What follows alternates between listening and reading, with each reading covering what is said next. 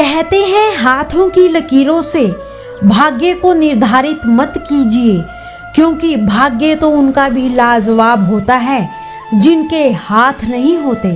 दोस्तों, स्वागत है आपका हमारे चैनल इनक्रेडिबल फ्लाइंग में। ये कहानी भी कुछ ऐसे ही है।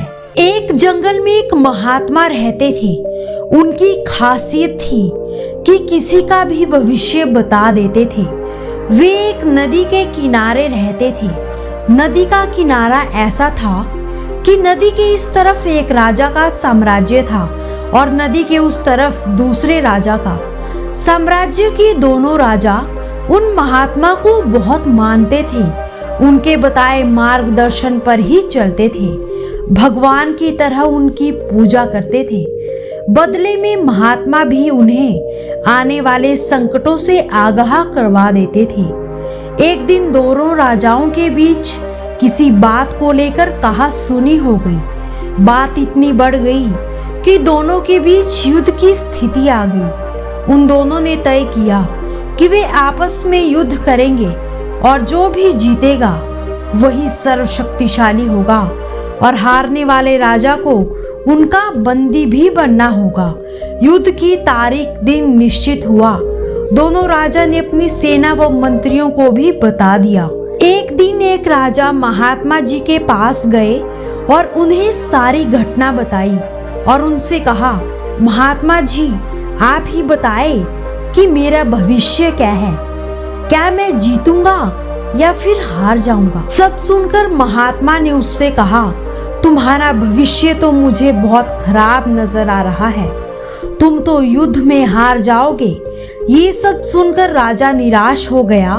उसने सोचा, युद्ध को टाला तो नहीं जा सकता, फिर भी क्या हुआ, ऐसे हार नहीं मानूंगा।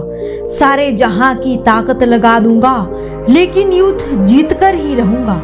उसने अपनी सेना को प्रोत्साहित किया। उसने युद्ध लड़कर जीतने की अपेक्षा की, रात दिन एक कर दिया।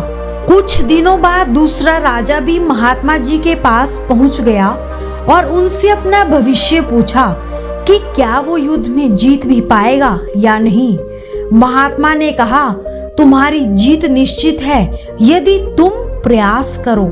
तो राजा खुश होकर वहां से चला गया और अपनी सेना से कहा, आप सभी अपने अपने घर जाएं। जब युद्ध होगा एक दिन पहले आपको आगाह कर दिया जाएगा, क्योंकि हमें अभ्यास करने की तो कोई आवश्यकता ही नहीं है।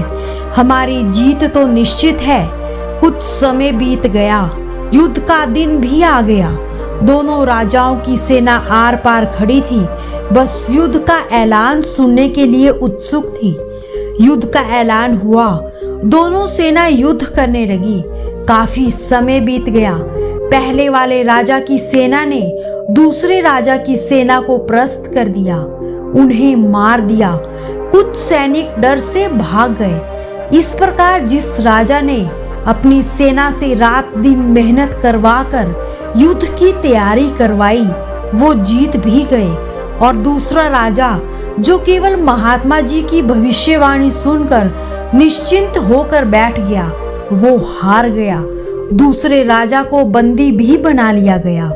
फिर एक दिन वे दोनों महात्मा के पास पहुंचे और उनसे पूछा, आपने हमसे झूठ क्यों कहा कि तुम जीत जाओगे और तुम हार जाओगे? महात्मा मुस्कुराए और कहा, मैंने तुमसे ये जरूर कहा था कि तुम जीत जाओगे, लेकिन मैंने ये भी कहा था कि तुम्हारी जीत निश्चित है यदि तुम निरंतर प्रयास करो। तुमने कर्म से ज्यादा अपने भाग्य को प्राथमिकता दी और पूरे समय निश्चिंता से बैठे रहे, बल्कि दूसरे राजा ने जी तोड़ मेहनत की और उस मेहनत से सफल भी हो गए, क्योंकि उसने भाग्य से ज्यादा कर्म को प्राथमिकता दी। इसलिए आज ये राजा विजेता है और तुम इसके बंधक। ये बात सच है कि सब कुछ हमारे हाथ में नहीं होता, लेकिन ये भी सच है कि बहुत कुछ हमारे ही हाथ में होता है। लोग कुछ पाने के लिए मेहनत तो नहीं करते, परंतु जब बात परिणाम की आती है तो असफल होने पर वे भाग्य को ही दोष देते हैं। हमारा भाग्य कैसा होगा 100 में से 80% हमारे कर्म के ऊपर ही निर्भर करता है। तो दोस्तों, ये आप पर ही निर्भर करता है कि आपको कुछ करना है कि अपने भाग्य के भरोसे ही बैठे रहना है।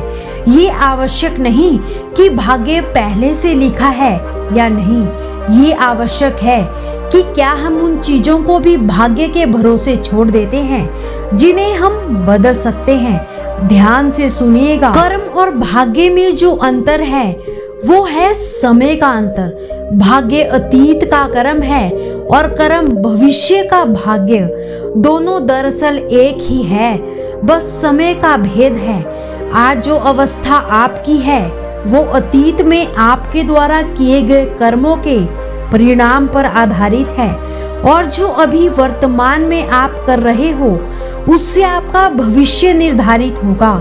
इसीलिए तो कहा गया है, भाग्य के अधीन निश्चिंत रहना मूर्खता है, क्योंकि भाग्य का ताला कर्म की चाबी के बिना नहीं खुलता। दोस्तों, मिलते हैं एक नई कहानी के साथ। तब तक खुश रहिए और मुस्कुराते रहिए।